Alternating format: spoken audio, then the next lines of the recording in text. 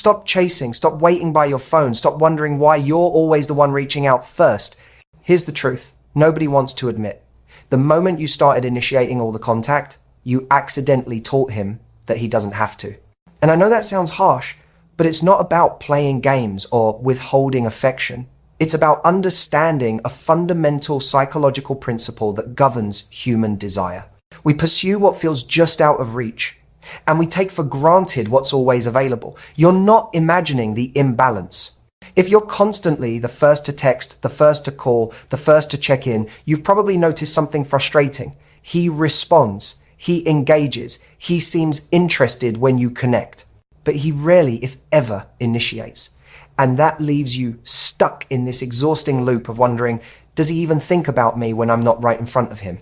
The answer might surprise you. Yes, he probably does, but his brain hasn't been given a reason to act on those thoughts because you've already done the work for him. Welcome back to the channel. Today, we're flipping the script entirely. We're not talking about how to keep a conversation going or what to say to make him interested. We're talking about the psychology of initiation and how to create the emotional space that makes him want to reach out first. This isn't about manipulation. It's not about playing hard to get or pretending you don't care. It's about understanding the invisible forces that drive masculine pursuit and using them intentionally to shift the dynamic in your favor. Here's what most people get wrong. They think if they just show enough interest, enough availability, enough enthusiasm, the other person will match their energy. But that's not how human psychology works, especially in romantic dynamics. Interest doesn't create pursuit. Uncertainty does. Presence doesn't create desire. A little bit of absence does. And emotional availability doesn't make someone chase you. The feeling that they might lose access to you does. In this video, we're breaking down 4 powerful psychological tricks that will make him start calling and texting you first. These aren't surface level tactics. These are rooted in behavioral psychology, emotional wiring, and the way the masculine brain processes attraction and investment.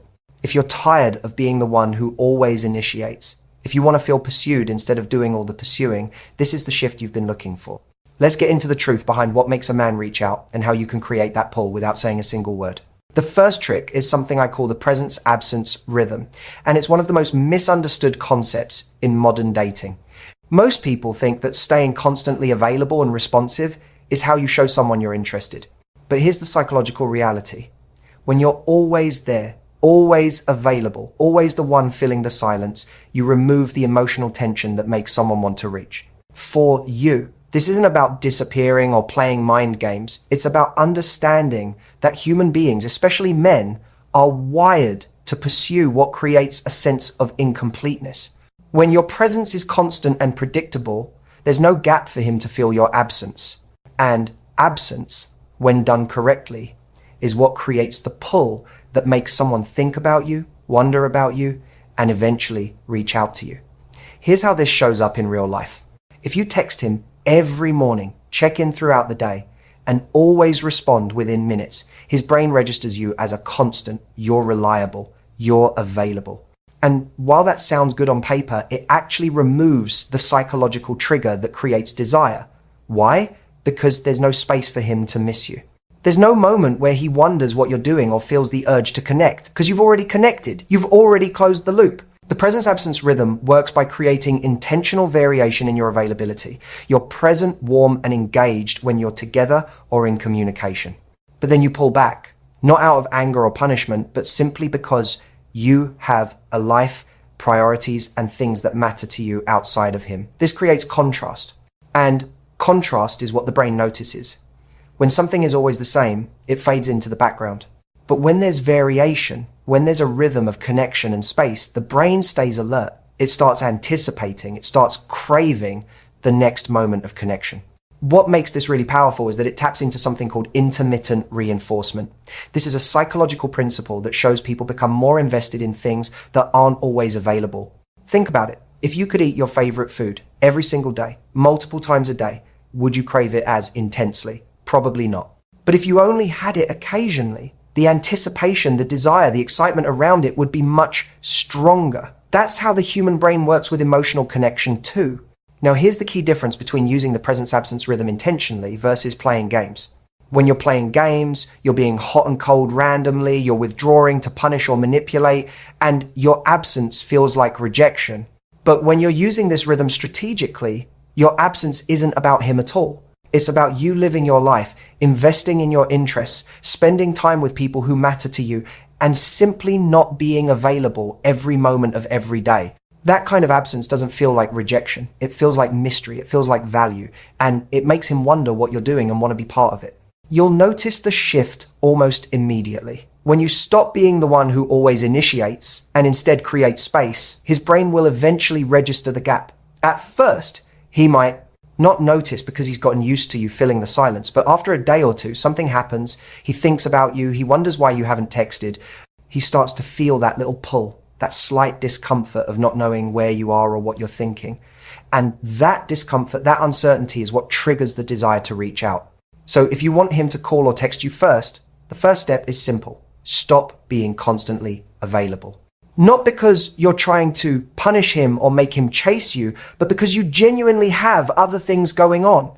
When your presence becomes something he experiences in waves rather than a constant stream, he'll start valuing it more. He'll start craving it. And most importantly, he'll start initiating to get it. The second trick is what I call emotional unpredictability. And this one goes deep into how the masculine brain processes interest and investment. Here's the truth most people don't want to hear. Predictability kills desire. When someone can predict exactly how you'll respond, exactly when you'll be available, and exactly how much enthusiasm you'll show, their brain stops working to win your attention. Why would it? You've already shown your cards. There's no mystery, there's no challenge, there's no question mark. Emotional unpredictability doesn't mean being erratic or confusing. It means that your responses, your availability, and your emotional energy aren't always the same. Sometimes you're warm and engaged. Other times you're a little more reserved, not because you're upset, but because your energy is focused elsewhere. This variation creates something powerful. It keeps his brain engaged because he can't fully predict you. Think about how the brain works with patterns. When something is predictable, the brain stops paying full attention to it. It goes on autopilot. But when there's variation, when there's something unexpected, the brain lights up. It starts trying to figure out the pattern. It becomes curious. And curiosity is one of the strongest drivers of human behavior. When he can't quite predict how you'll respond or when you'll be available, his brain stays alert, it stays engaged, and that engagement translates into him thinking about you more and reaching out more. Here's how this shows up practically. Let's say you've been texting consistently, and you always respond with the same level of enthusiasm and speed. Your responses are predictable. He knows if he texts you, you'll respond quickly and with warmth. There's nothing wrong with that, but there's also no tension. Now imagine if instead, sometimes you respond quickly and warmly, but other times there's a longer gap before you reply. Not because you're playing a game, but because you were genuinely busy, distracted, or focused on something else. That variation breaks the pattern. His brain notices, and suddenly he's paying more attention. What makes this really effective is that it taps into something called the psychological principle of variable rewards. This is the same mechanism that makes gambling addictive, or why people check social media constantly. When you don't know exactly what you're going to get or when you're going to get it, your brain releases dopamine in anticipation. You become more engaged, more focused, more invested. And when you apply this to romantic dynamics, it means that when your emotional responses and availability vary, he becomes more invested in figuring you out and connecting with you. But here's the catch. Emotional unpredictability only works if it's authentic. If you're forcing yourself to be distant or withholding warmth as a strategy, he'll sense the inauthenticity. But if you're genuinely living your life, if your energy naturally ebbs and flows based on what's happening in your world, that's when this becomes powerful. Sometimes you're in a great mood and fully present. Other times you're tired, focused on work, or just not as emotionally available. That's real. That's human. And that's what keeps someone's brain engaged. You'll also notice something interesting. When you stop being emotionally predictable, he starts working harder to get your attention.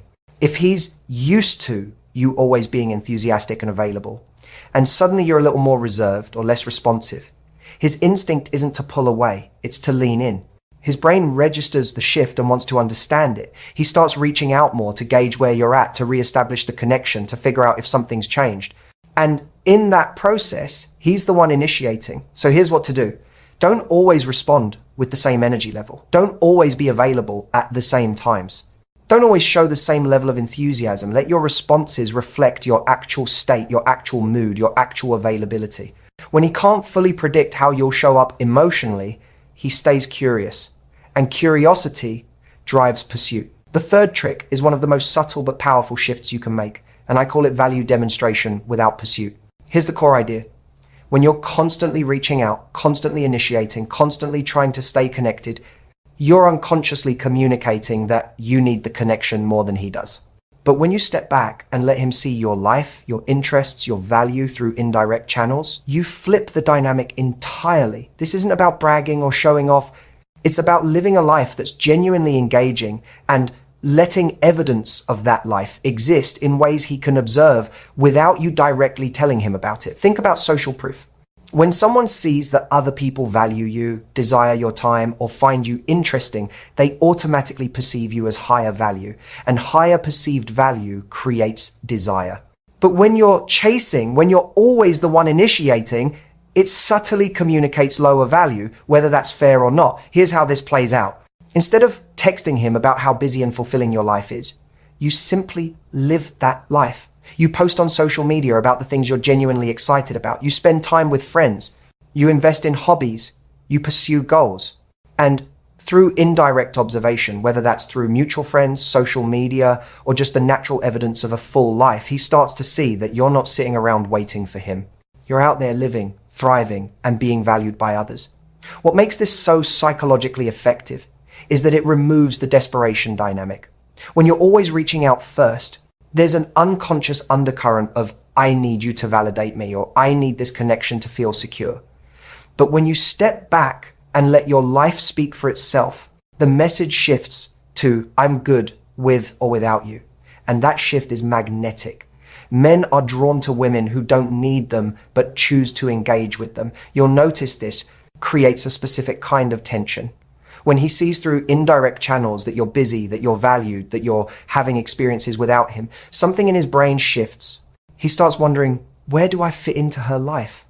He starts feeling that subtle fear of missing out.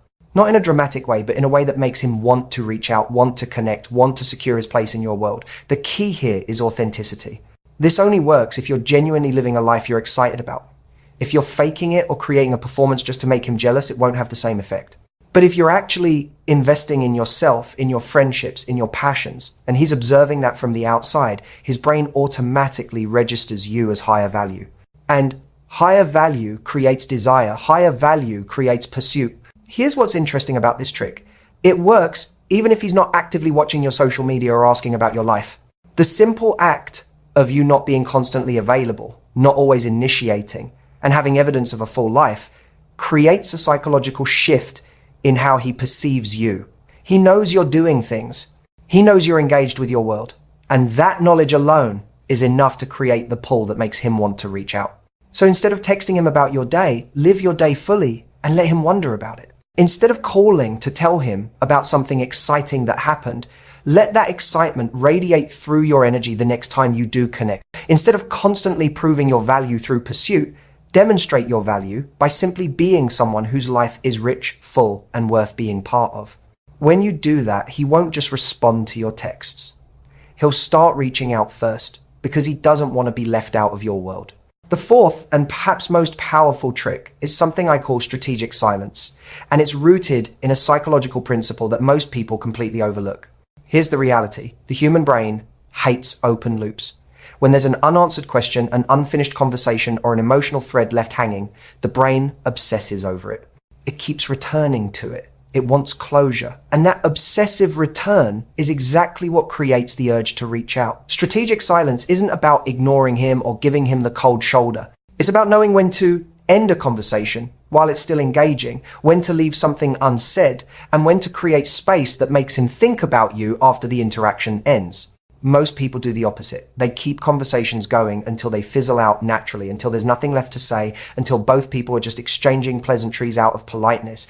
But when you end a conversation, while there's still energy, while there's still something left unsaid, you create a psychological pull that makes him want to pick it back up. Here's how this works in practice. Let's say you're texting and the conversation is going well. You're both engaged, laughing, connecting. Most people would keep that going until it naturally dies down. But what if instead, right when things are still good, you said something like, "I've got to run, but this was fun," and then actually stepped away? You've just created an open loop. The conversation was enjoyable, but it didn't reach a natural conclusion. His brain registers that incompleteness. And because the interaction was positive, he's left wanting more. This is where most people make the mistake. They think that ending a conversation early means he'll lose interest or forget about them, but the opposite is true. When you end on a high note, when there's still momentum, his brain keeps replaying the interaction. He thinks about what you might have said next. He wonders what you're doing now. And eventually that wondering turns into the urge to reach out and reconnect. What makes strategic silence so powerful is that it works on multiple psychological levels. First, it creates scarcity. When your time and attention aren't unlimited, they become more valuable.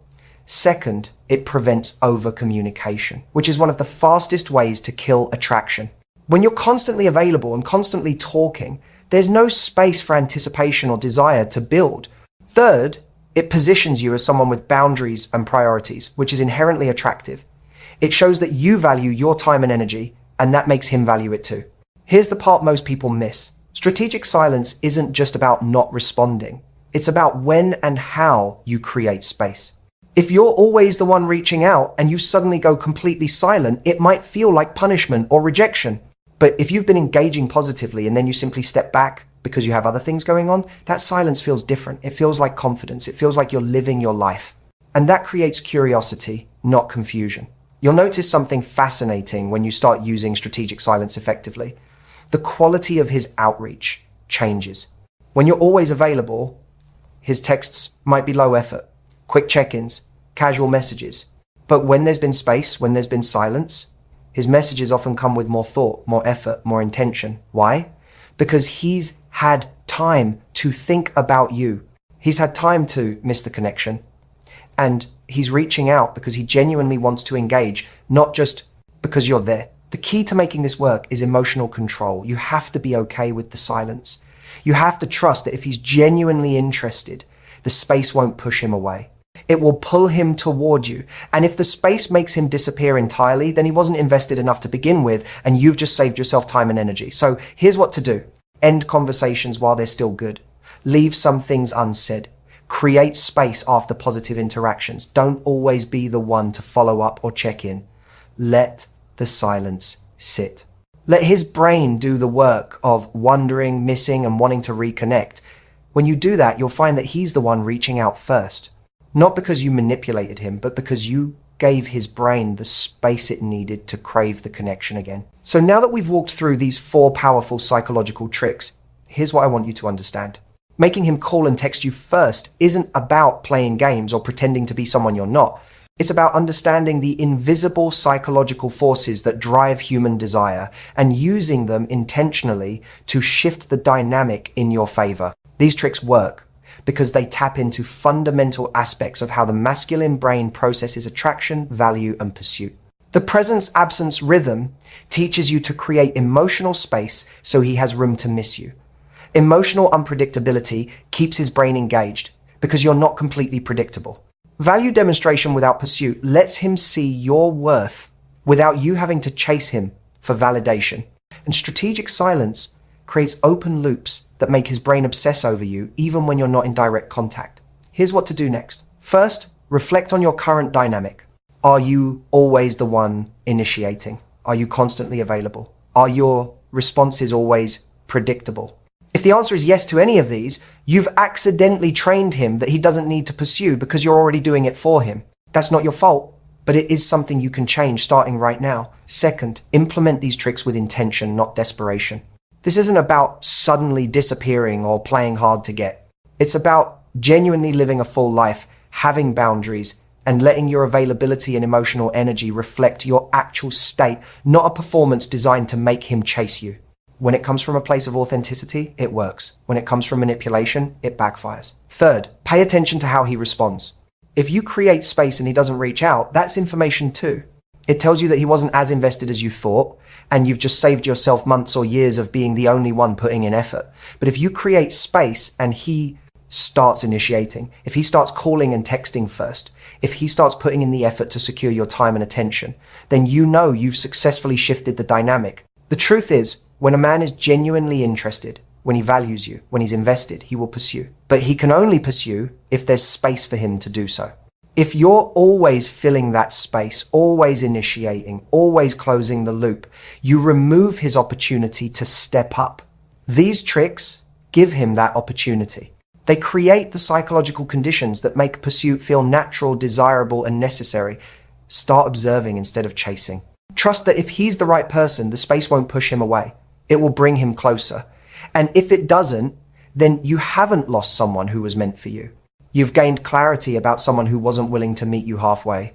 If this video gave you the clarity you needed, if it helped you understand why the dynamic felt so one-sided and what you can do to change it, don't keep it to yourself. Share it with someone who needs to hear this. Save it. Come back to it when you feel the urge to reach out first again. Let it remind you that your time, your attention, and your energy are valuable. And the right person won't need to be chased. He'll pursue you willingly, consistently, and intentionally. Because at the end of the day, real connection isn't built on one person doing all the work. It's built on mutual effort, mutual interest, and mutual pursuit. And you deserve someone who doesn't just respond when you reach out. You deserve someone who thinks about you and reaches out first because he can't imagine not being part of your day. That's where real connection begins. And now you have the tools to create the space for it to happen.